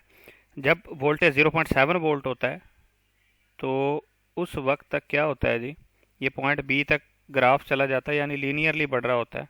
ये 0.7 वोल्ट है यहाँ पे वी सी ई की वैल्यू। तो ज़ीरो से लेके यहाँ तक का ये जो रीजन है, ये रीजन कहलाता है जी सैचुरेशन। ठीक है, तो पहले सैचुरेशन की बात कर लेते हैं। सैचुरेशन रीजन की क्या करेक्टरिस्टिक्स हैं। सैचुरेशन रीजन में होता क्या है कि इसमें base emitter junction and base collector junction दोनों क्या होते हैं, फॉरवर्ड बायस होते हैं। ठीक हो गया। जब base emitter junction base collector junction दोनों फॉरवर्ड बायस होते हैं तो उस सूरत में क्या हो जाता है, ये सैचुरेशन पे चला जाता है और आपका जो कलेक्टर करंट है वो मैक्सिमम होता है। ठीक है, वीसीसी स्टार्ट में क्या था, इनिशियली ज़ीरो था, फिर जैसे जैसे वीसीसी बढ़ता जा रहा है तो वीसीई भी क्या करता जा रहा है, बढ़ता जा रहा है। ठीक है, तो यहाँ पे मैं लिख रहा हूँ वीसीसी कलेक्टर का वोल्टेज जब इंक्रीज करते हैं तो वीसीई यानी कलेक्टर टू एमीटर यानी आउटपुट वोल्टेज भी क्या करता है, इंक्रीज करता है। वीसीई भी इंक्रीज करता है और उसके साथ साथ जब वीसीई इंक्रीज कर रहा है तो आप ये देख रहे हैं कि कलेक्टर करंट भी, आउटपुट करंट भी इंक्रीज करता जा रहा है। ठीक है, और सैचुरेशन में क्या होता है कि कलेक्टर करंट आपके पास मैक्सिमम होता है। ठीक हो गया, ये हो गया आपका कौन सा जी, सैचुरेशन रीजन। उसके बाद हम बात करते हैं बी के बाद, ये 0.7 के बाद ये क्या रहता है, तकरीबन क्या रहता है जी, कांस्टेंट रहता है। करंट आपका क्या रहता है, कांस्टेंट रहता है। वोल्टेज बढ़ता रहता है लेकिन करंट क्या रहता है, कांस्टेंट रहता है। वोल्टेज आप जितना भी बढ़ाते जाओ, सी तक वोल्टेज आपका क्या रहेगा, कांस्टेंट। यानी ये वाला जो रीजन है आपके सामने, ये जो नज़र आ रहा है, यहाँ से लेके यहाँ तक का रीजन, ये जो रीजन है ये कहलाता है जी एक्टिव रीजन। एक्टिव की भी मैं प्रॉपर्टी आपको बता चुका हूँ, एफएससी में के लेक्चर में मैंने बताई थी, यहाँ पे मज़ीद बता दूंगा। ये कहलाता है एक्टिव रीजन। इस एक्टिव रीजन में बेसिकली क्या होता है, एक्टिव रीजन में चूंकि आपने देखा कि वोल्टेज जो है वो बढ़ रहा है लेकिन करंट जो है, कलेक्टर करंट यानी आउटपुट करंट, वो कांस्टेंट है। एक्टिव रीजन में बेस एमिटर जंक्शन जो है आपका वो फॉरवर्ड बायस होता है, लेकिन बेस कलेक्टर जंक्शन जो है वो क्या होता है, रिवर्स बायस, जो कि नॉर्मल ऑपरेशन होता है आपका। ठीक है, और यहाँ पे कलेक्टर करंट क्या रहता है जी, कांस्टेंट रहता है। आप देख रहे हैं ग्राफ में भी कलेक्टर करंट कांस्टेंट है। ठीक है, जब ये किस कंडीशन में है, जब आपका वोल्टेज वीसीई जो है 0.7 वोल्ट से आगे बढ़ता है। और ये कौन सा है, बीसी, जिसमें जो बेस कलेक्टर जंक्शन है वो रिवर्स बायस है उसके अंदर। ठीक है, तो ये आपने याद रखना है। नेक्स्ट हम बात कर लेते हैं किसकी जी, ब्रेक डाउन रीजन की। Break down reason,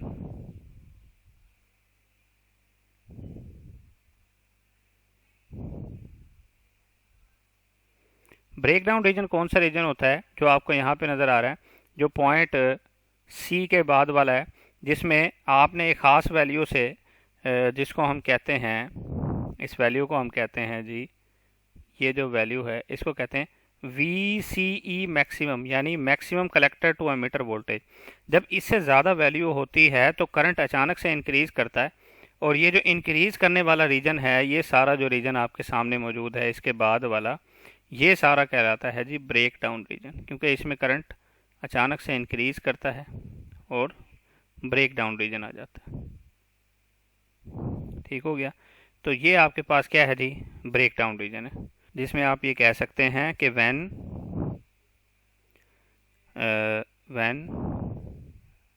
voltage is greater than V C E maximum, collector to emitter voltage यानी आउटपुट वोल्टेज जितना मैक्सिमम हो सकता था उससे भी ज़्यादा हो जाए तो फिर क्या आ जाता है जी, फिर आपके पास आ जाता है ब्रेक डाउन रीजन। ठीक है, अब ये तो आपने मतलब कि एक ख़ास बेस करंट पे ये आपने एक कर्व देखी है। अगर आप फैमिली ऑफ कर्व यहाँ पे ड्रा कर लें, ठीक है, डिफरेंट बेस करंट्स पे, तो वो कर्व कुछ इस तरीके से बनेगी। बहुत कम बेस करंट पे, जब बेस करंट क्या होगा, बिल्कुल ही कम होगा, कर्व इस तरीके से बनेगी। फिर जैसे जैसे आप क्या करेंगे जी, बेस करंट बढ़ाते जाएंगे, कर्व इस तरीके से ऊपर जाती जाएगी। ठीक है जी। अब जब बेस करंट बिल्कुल ज़ीरो था, ये वाला रीजन जब कोई कंडक्शन नहीं थी, इस रीजन में तो कोई कंडक्शन नहीं थी ना, तो इस रीजन को कहते हैं कट ऑफ रीजन।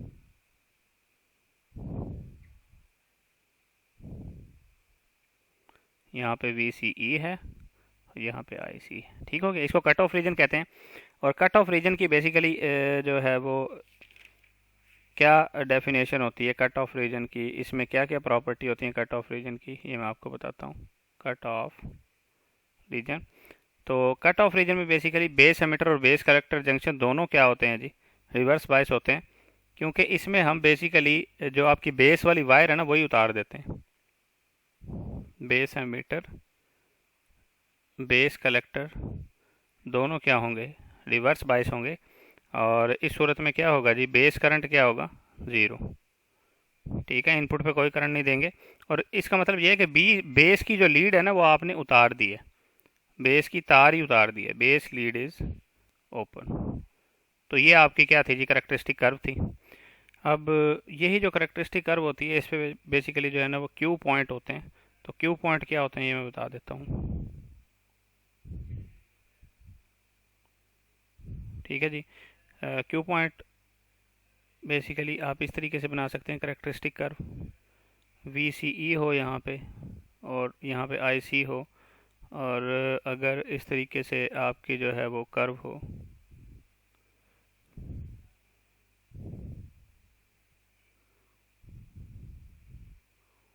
ठीक है। और आप क्या करें, आप एक लोड लाइन ड्रा करें। ठीक है, लोड लाइन कुछ इस तरीके से ड्रा होगी,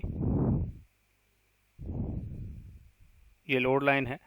और अगर आप लोड लाइन ड्रा करें तो ये लोड लाइन इस करेक्टरिस्टिक कर्व को जिस जिस पॉइंट पे इंटरसेक्ट कर रहे होते हैं उनको हम कहते हैं क्यू पॉइंट्स। ठीक है, जैसे इसको कह दो Q1, इसको कह दो Q2, इसको कह दो Q3, इसको कह दो Q4।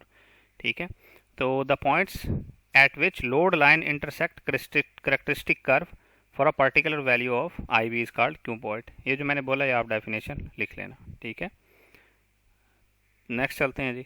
अब हम बात करेंगे क्यू पॉइंट की स्टेबिलिटी के, तो इसमें जो है वो पहली टर्म हम डिस्कस करेंगे जी, स्टेबिलिटी फैक्टर।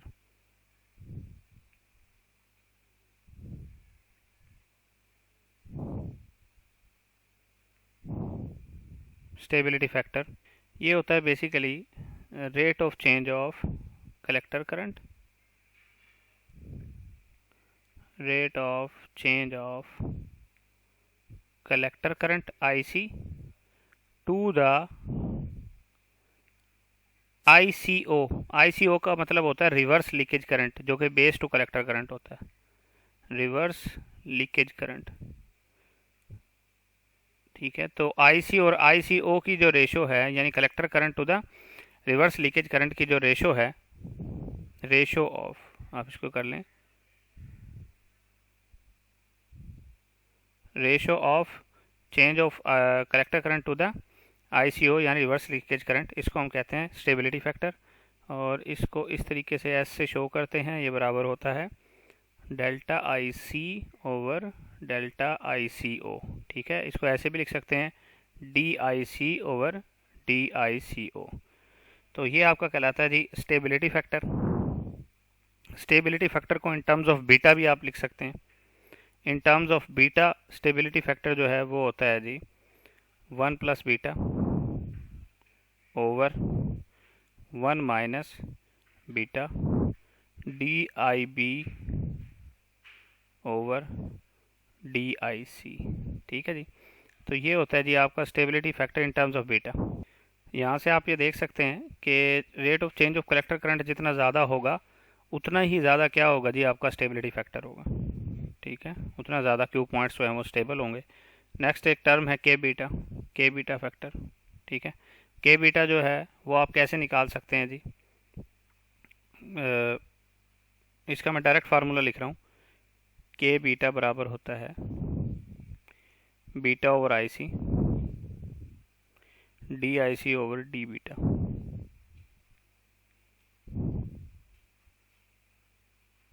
ठीक है, तो ये होता है जी आपका के बीटा फैक्टर। अब हम एम्पलीफायर की डिफरेंट टाइप डिस्कस करेंगे, बीजेटी एम्पलीफायर्स की, जिसमें पहला है जी common emitter amplifier. Common emitter amplifier, ठीक है। देखें, इसमें ना आपने कुछ चीज़ें समझनी है। कॉमन एमिटर एम्पलीफायर का मतलब ये है कि आपने एमिटर को क्या कर देना है, ग्राउंड कर देना है। जो भी चीज़ कॉमन की बात करें उस चीज़ को आपने क्या कर देना होता है, ग्राउंड कर देना होता है, ठीक है। ये आपके सामने जी एक कॉमन एमिटर एम्पलीफायर मौजूद है, जिसमें R1, R2, R3, R4 जो है वो रेजिस्टेंसेज हैं, और यहाँ पे पॉजिटिव VCC आपने सप्लाई दी हुई है। इनपुट आपने बेस पे देनी है, ठीक है जी, क्योंकि कॉमन एमिटर एम्पलीफायर में एमिटर तो ग्राउंड होगा ना। ये देखें, ये वाला जो एमिटर जो है ये तो ग्राउंड है। इनपुट आपने किस पे देनी है जी, बेस पे, ठीक है। और आउटपुट आपने कहाँ से लेनी है जी, कलेक्टर से। और आपने ग्राउंड किस चीज़ को करना है, एमिटर को, ठीक है। एमिटर को ग्राउंड कर देना है। तो इसमें अगर आप बात करें वोल्टेज गेन की, AV वोल्टेज गेन, वो बराबर होगा किसके जी, collector resistance RC over RE dash AC emitter resistance, ठीक हो गया। तो ये जो आपके सामने लगी हुई है ना R2, ये कलेक्टर रेजिस्टेंस होती है, क्योंकि ये VCC यानी कलेक्टर के साथ जुड़ी हुई है, ठीक है। और यहाँ पे ये RE एमिटर रेजिस्टेंस है, लेकिन ये यहाँ पे जो रेजिस्टेंस मौजूद होती है ना, जो इसकी इंटरनल रेजिस्टेंस होती है, ये कहलाती है RE dash emitter resistance, AC resistance, ठीक है। और ये जो आपके पास लगा हुआ है वोल्टेज गेन, ये है अगर आपका बाईपास कैपेसिटर लगा हुआ हो, ठीक है, क्योंकि बाईपास कैपेसिटर से हम मैक्सिमम गेन ले सकते हैं विद बाईपास कैपेसिटर। यानी अगर बाईपास कैपेसिटर लगा दें तो वोल्टेज गेन का formula RC over RE dash होगा। ये यहाँ पे लगता है बाईपास कैपेसिटर, ये क्या करता है, गेन को मैक्सिमाइज करता है। और अगर बाईपास कैपेसिटर ना लगा हुआ हो तो वोल्टेज गेन बराबर होगा RC over RE dash plus RE, ठीक है। ये विदाउट बाईपास कैपेसिटर है, और इस सूरत में आप देख सकते हैं कि गेन आपका कम हो गया है, क्योंकि डिनोमिनेटर में अमाउंट बड़ी आ गई है। तो ये विदाउट बाईपास कैपेसिटर, ठीक हो गया। ये तो हो गया जी वोल्टेज गेन इसका। अब हम बात कर लेते हैं इसकी क्या जी, वोल्टेज गेन हमने कर लिया है इसका।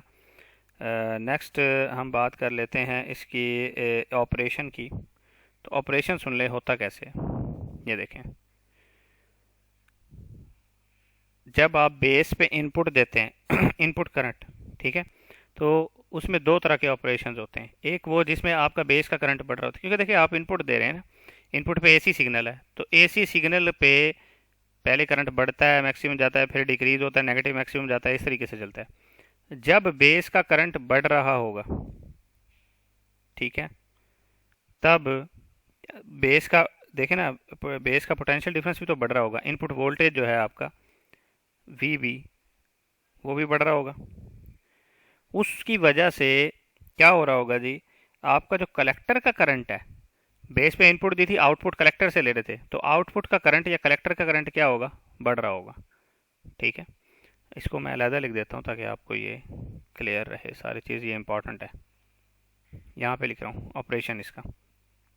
जब बेस का करंट बढ़ेगा, बेस का करंट किस वजह से बढ़ेगा, क्योंकि बेस का वोल्टेज बढ़ेगा, यानी इनपुट वोल्टेज आपका बढ़ गया। जब इनपुट वोल्टेज बढ़ रहा होगा तो आपका कलेक्टर का करंट भी बढ़ेगा। जैसे जैसे इनपुट बढ़ेगी आउटपुट का करंट भी बढ़ेगा, लेकिन कलेक्टर वोल्टेज जो है आपका वो क्या होगा, कम होगा, जो कि आपका आउटपुट वोल्टेज है। अब आप गौर देखें, इनपुट वोल्टेज VB बढ़ रहा है और आउटपुट वोल्टेज VC कम हो रहा है, ठीक है। और मैं बताऊंगा किस इक्वेशन के थ्रू होता है। इसी तरीके से जब करंट आपका इनपुट करंट या बेस करंट डिक्रीज हो रहा होता है, इनपुट वोल्टेज भी डिक्रीज होता है, कलेक्टर करंट भी डिक्रीज होता है, लेकिन इस सूरत में आउटपुट वोल्टेज या कलेक्टर वोल्टेज इंक्रीज कर रहा होता है। क्यों कर रहा होता है, क्योंकि ये जो VC है ना, VCE होता है बेसिकली। ये VCE या VC बराबर होता है VCC माइनस ICRC। अब अगर आप इसको क्या करें, इंक्रीज करें, IC को इंक्रीज करें, तो VCC में से एक बड़ी अमाउंट माइनस होगी और जवाब क्या होता जाएगा, छोटा होता जाएगा। तो VC यानी आउटपुट वोल्टेज है वो क्या होता जाएगा, डिक्रीज होता जाएगा। इसलिए हम कहते हैं कि in common emitter amplifier output is 180 degree out of phase, क्योंकि जैसे जैसे इनपुट बढ़ता है आउटपुट कम होता जाता है, और जैसे जैसे इनपुट जो है वो कम होता है आउटपुट बढ़ता जाता है। अब नेक्स्ट देखें जी, कॉमन कलेक्टर एम्पलीफायर है। कॉमन कलेक्टर एम्पलीफायर में देखें बेस पे इनपुट दे रहे हैं। कॉमन कलेक्टर की बात की है तो कलेक्टर आपका ग्राउंड हो जाएगा, ठीक है। कलेक्टर को आप क्या कर देंगे जी, ग्राउंड कर देंगे, और आउटपुट फिर कहाँ से लेंगे, एमीटर से। जो ग्राउंड होगा उससे आप नहीं ले सकते, जो चीज़ कॉमन होगी उससे आप आउटपुट या इनपुट नहीं कर सकते। कलेक्टर कॉमन है तो यहाँ पे बेस पे इनपुट देंगे और एमीटर से क्या लेंगे, आउटपुट। तो वी इन जो है वो यहाँ पे बेस पे ही है, वी आउट जो है वो यहाँ किस पे है जी, एमीटर पे है, ठीक है। और ग्राउंड किसको किया है, वो किया जी कलेक्टर को, ठीक हो गया। अब इस सूरत में क्या होगा कि जब आपका बेस का करंट इंक्रीज करेगा तो उसके साथ साथ बेस का वोल्टेज भी इंक्रीज करेगा, और उसकी वजह से कलेक्टर का वोल्टेज भी इंक्रीज ही करेगा, क्योंकि इस सूरत में जो आउटपुट है वो इन फेज विद इनपुट होती है। Output is in phase with input, ठीक है। इनपुट के साथ क्या होगी, इन फेज होगी। तो ये आपने याद रखना है, ठीक है। ये कॉमन कलेक्टर है। अब कॉमन बेस की बात कर लेंगे। अब देखें तो कॉमन बेस एम्पलीफायर जो है उसके अंदर बेस को हमने क्या कर दिया है, ग्राउंड कर दिया है, एमीटर से इनपुट और कलेक्टर से आउटपुट, ठीक है। तो यहाँ पे इनपुट जो है वो एमीटर पे दे रहे हैं, आउटपुट जो है वो कलेक्टर से ले रहे हैं, और ग्राउंड किसको कर दिया है, बेस को, ठीक है। तो इस सूरत में भी आउटपुट जो है वो इन फेज होगी, आउटपुट इन फेज होगी विद इनपुट, ठीक हो गया। तो ये चीज़ें आपने याद रखनी है। अगर एक मल्टी स्टेज एम्पलीफायर हो, ठीक है, यानी काफ़ी सारे एम्पलीफायर्स आपने लगा दिए हों, उस सूरत में क्या होगा,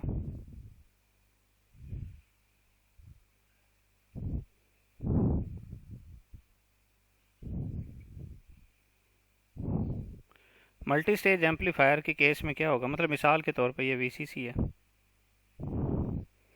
यहाँ पे आपने एक एम्पलीफायर लगा दिया हो, ठीक है, और इसके आगे फिर आपने क्या किया हो, एक और एम्पलीफायर लगा दिया हो, इसके आगे सोन करके काफ़ी सारे n नंबर ऑफ एम्पलीफायर्स आपने क्या किया जी, लगा दिए।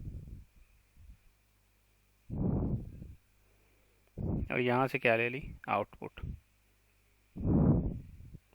जबकि यहाँ पे क्या दे रहे हैं आप, इनपुट, और ये है जी VCC, ठीक है।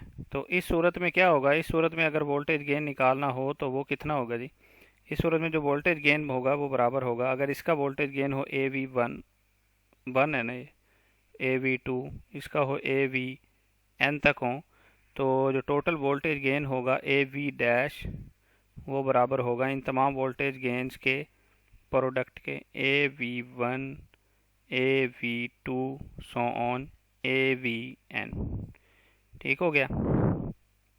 और अगर इसको डेसिबल में लिखें तो डेसिबल में कुछ इस तरीके से लिखते हैं,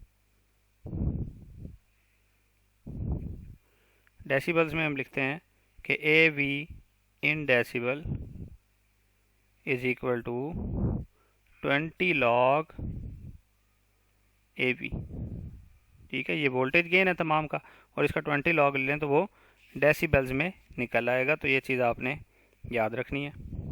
ये जी आपके सामने एक डिफरेंशियल एम्पलीफायर मौजूद है। डिफरेंशियल एम्पलीफायर ऐसा होता है जिसकी आउटपुट जो है वो, output is a function of input, output is a function of input. तो ऐसा एम्पलीफायर जिसकी आउटपुट एक इनपुट की ही जो है वो फंक्शन हो, ठीक है।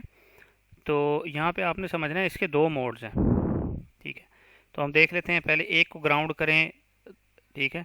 ये दो आपके पास एम्पलीफायर मौजूद है, दोनों की रेजिस्टेंसेस लगी हुई हैं, बेस से इनपुट ले रहे हैं, कलेक्टर से आउटपुट ले रहे हैं। ये 1 की आउटपुट है, ये 1 की इनपुट है, ये 2 की आउटपुट है, 2 की इनपुट है, ठीक है।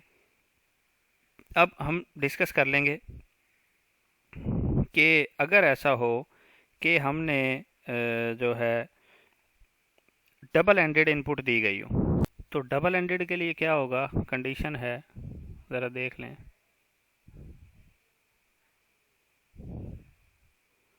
देखिए हमने ये पढ़ा हुआ है कि इनपुट वोल्टेज जो है कॉमन एमिटर एम्पलीफायर में और आउटपुट जो वोल्टेज है कॉमन एमिटर एम्पलीफायर में, आउटपुट वोल्टेज इनपुट वोल्टेज का क्या होता है जी, 180 डिग्री आउट ऑफ फेज होता है, ये हमें पता है। अब डबल एंडेड इनपुट पे अगर फ़र्ज़ कर लें दोनों पे हमने कॉमन इनपुट दे दिए, कॉमन इनपुट, डबल एंडेड में कॉमन इनपुट, कॉमन इनपुट का मतलब ये है कि एक एंड पे हमने ये वाली इनपुट दी है, वन पे ये वाली इनपुट दी है, और 2 पे भी यही वाली इनपुट दी है। तो इसके नतीजे में क्या होगा, 1 की जो आउटपुट होगी, 1 की आउटपुट तो इन्वर्टेड होगी और मैग्नीफाइड होगी, और 2 की जो आउटपुट होगी वो भी क्या होगी, इन्वर्टेड और मैग्नीफाइड होगी, इस तरीके से। लेकिन ये इतना सिंपल नहीं है, बात यह कि दोनों एक दूसरे से कनेक्टेड है, इन दोनों के एमीटर क्या है, एक दूसरे से कनेक्टेड है। उसके नतीजे में क्या होगा, देखें 1 पे हमने ये वाली इनपुट दी थी, ठीक हो गया। अब 1 पे जो हमने इनपुट दी थी वो इसके एमीटर के ज़रिए इसके एमीटर से कनेक्टेड हो रही है, 1 के एमीटर के ज़रिए 2 के एमीटर से कनेक्टेड हो रही है, ठीक है। अब 2 के एमीटर से जब कनेक्ट हो जाएगी तो उस सूरत में क्या होगा, ये एक कॉमन बेस जो है ना वो एम्पलीफायर बन जाएगा। कॉमन बेस एम्पलीफायर का मतलब क्या है कि बेस पे इनपुट दें, ठीक है, और मतलब कि बेस को ग्राउंड कर दें, और एमीटर से इनपुट आ रही है और कलेक्टर से आप क्या ले रहे हैं, आउटपुट ले रहे हैं। फिर से समझ लें, जब आप कॉमन इनपुट लगा देंगे, दोनों में सेम इनपुट होंगी, तो इनके अपने अपने एंड पे, यानी यहाँ पे जो आउटपुट आएगी वो ये वाली होगी, यहाँ पे जो आउटपुट आएगी वो ये वाली होगी। लेकिन 1 की 2 के लिहाज से आउटपुट और 2 की 1 के लिहाज से आउटपुट वो अलग अलग होगी, ठीक है। ये दोनों तो अपने अपने एंड पे आउटपुट आ रही होंगी, लेकिन ये तो 1 की 1 की वजह से आ रही है, 2 की 2 की वजह से आ रही है। 1 की वजह से 2 की जो आउटपुट आ रही है वो क्या होगी, वो भी देखने वाली है, और 2 की वजह से 1 पे भी एक खास आउटपुट बनेगी, वो भी देखने वाली है। तो उन दोनों का जो कम्बिनेशन होगा वही हमारी मेन आउटपुट होगी। यानी एक ये कि 1 एम्पलीफायर की इनपुट की वजह से 1 की आउटपुट, फिर 2 एम्पलीफायर की वजह से 1 की आउटपुट, फिर इसी तरीके से 2 की वजह से 2 की आउटपुट, और 1 की वजह से भी 2 की आउटपुट। तो ये कंबाइन हो गया असल हमारी फॉर्म बनेगी। तो वो आप तवज्जो करें, देखें यहाँ का एमीटर इससे जाके कनेक्ट हो रहा है 2 के एमीटर से, ठीक हो गया। 2 के एमीटर पे आपने क्या दे दी, इनपुट दे दी। 2 के एमीटर पे इनपुट दी है, इसका मतलब है ये कॉमन बेस एम्पलीफायर बन गया है, जहाँ पे आप एमीटर पे इनपुट देते हैं और कलेक्टर से आउटपुट लेते हैं। यहाँ पे बता देता हूँ, ये देखें कॉमन बेस में क्या था, एमीटर से इनपुट और कलेक्टर से आउटपुट। तो अगर 1 के लिहाज से 2 की देखें तो 1 का एमीटर 2 के एमीटर से कनेक्टेड है, तो 2 के एमीटर पे आपने इनपुट दे दी, और इनपुट कौन सी दी है, ये वाली, ये जो 1 आपके सामने मौजूद है, ठीक है। तो 1 के एमीटर पे आपने इनपुट दी, 1 के एमीटर के जरिए 2 के एमीटर पे आपने इनपुट दी, और 2 के कलेक्टर पे जो आउटपुट आएगी वो फिर आउट ऑफ फेज तो नहीं होगी, वो तो इन फेज होगी, ठीक है। और इन फेज किसके साथ होगी, 1 के साथ।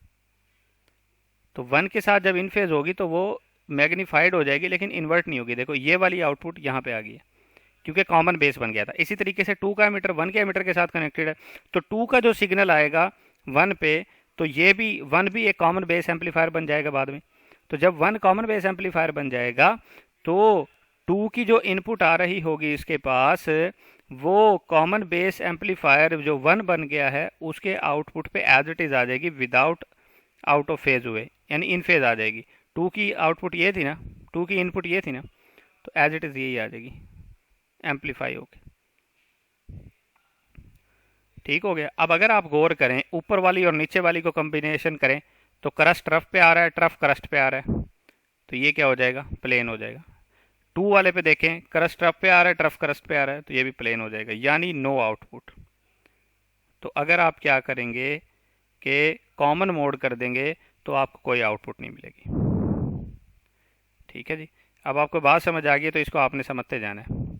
कॉमन मोड ही है लेकिन आउट ऑफ फेज इनपुट्स दे दिए आपने, आउट फेज इनपुट्स दे दिए। कॉमन मोड ही है लेकिन आउट ऑफ फेज इनपुट्स दे दिए, यानी 1 पे आपने ये इनपुट दिया और 2 पे आपने ये इनपुट दी है। ठीक है, अब 1 की वजह से जो 1 पे ही आउटपुट आएगी, ये इनपुट है ये आउटपुट है, 1 की वजह से 1 पे ही जो आउटपुट आएगी वो इन्वर्टेड होगी और मैग्नीफाइड होगी। 2 की वजह से 2 पे जो आउटपुट आएगी वो क्या होगी, इन्वर्टेड होगी और मैग्नीफाइड होगी। ठीक है, अब 2 की वजह से जो 1 पे आउटपुट आएगी 1 to 1, ये 2 की वजह से जो 1 पे आ रही है, 2 की वजह से जो 1 पे आ रही है वो देखें कॉमन बेस एम्पलीफायर बन जाता है ना। तो कॉमन बेस एम्पलीफायर बन जाता है, तो 2 की वजह से जो 1 पे आ रही है तो वो तो इन्वर्ट नहीं होगी।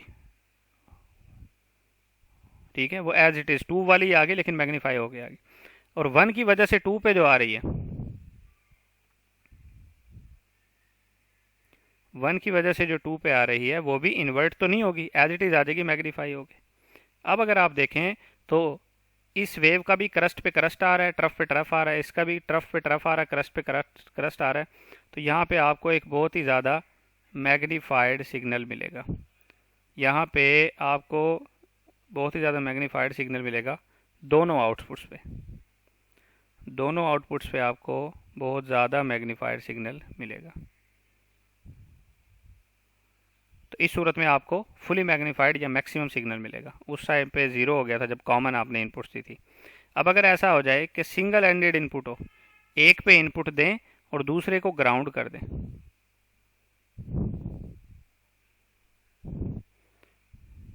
ठीक है, तो फर्ज कर लें Q1 एम्पलीफायर पे आपने पॉजिटिव सप्लाई दी यानी इनपुट दी, और Q2 एम्पलीफायर को आपने क्या कर दिया, ग्राउंड कर दिया। ठीक है जी, Q2 को जब ग्राउंड कर देंगे ये वाली चीज़ ग्राउंड होगी, ख़त्म होगी, Q1 पे आपने इनपुट दे दी। ठीक है, तो Q1 पे जो इनपुट आपने दी होगी, आप देखें उसकी वजह से ज़रा तवज्जो करनी है आपने कि यहाँ पे आपने इनपुट दी और इसकी वजह से जो Q1 की ही आउटपुट है उस पर तो इन्वर्टेड और मैग्नीफाइड सिग्नल बन जाएगा आउट ऑफ फेज, लेकिन इसका एमीटर, पहले का एमीटर दूसरे के एमीटर से कनेक्टेड है, तो इसके एमीटर का, पहले के एमीटर का सिग्नल दूसरे के एमीटर पे जाएगा और ये कॉमन बेस एम्पलीफायर बन जाएगा, और इसकी वजह से इसकी जो आउटपुट है वो 1 के साथ इन फेज होगी और क्या होगी, मैग्नीफाइड होगी। तो फर्ज कर लें Q1 पे आपने ये इनपुट दी थी 1 पे, तो 1 की जो आउटपुट है O1, 1 की जो आउटपुट है वो इन्वर्टेड और मैग्नीफाइड मिलेगी। ठीक है, और 1 की वजह से जो 2 की आउटपुट है O12, वो क्या मिलेगी, वो इसकी इन फेज होगी और मैग्नीफाइड होगी। ये चीज़ें आपने याद रखनी है। और अगर आप क्या कर दें कि Q1 को ग्राउंड कर दें और Q2 को क्या दे दें, पॉजिटिव सप्लाई, तो उस सूरत में क्या होगा कि आपने Q2 पे फर्ज कर लें ये वाली सप्लाई दी है 2 पे, 2 के नतीजे में आउटपुट जो आपको 2 पे मिलेगी वो इसका आउट ऑफ फेज होगा ना और मैग्नीफाइड होगा, और 2 की वजह से जो 1 पे मिलेगी O21, वो क्या होगी, वो इसकी इन फेज होगी और मैग्नीफाइड होगी। क्यों होगी ये मैं आपको ऑलरेडी बता चुका हूँ। ठीक है जी, इसी के लिहाज से एक जो है टर्म आती है जिसको कॉमन मोड रिजेक्शन रेशो कहते हैं, कॉमन मोड रिजेक्शन रेशो। ठीक है, common mode rejection ratio, common mode rejection ratio जो है बेसिकली है ratio of the differential voltage gain to the common mode gain. Ratio of V, मैं यहाँ पे लिख रहा हूँ ratio of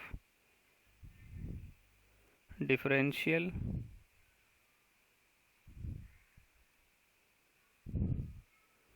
voltage gain to common mode gain.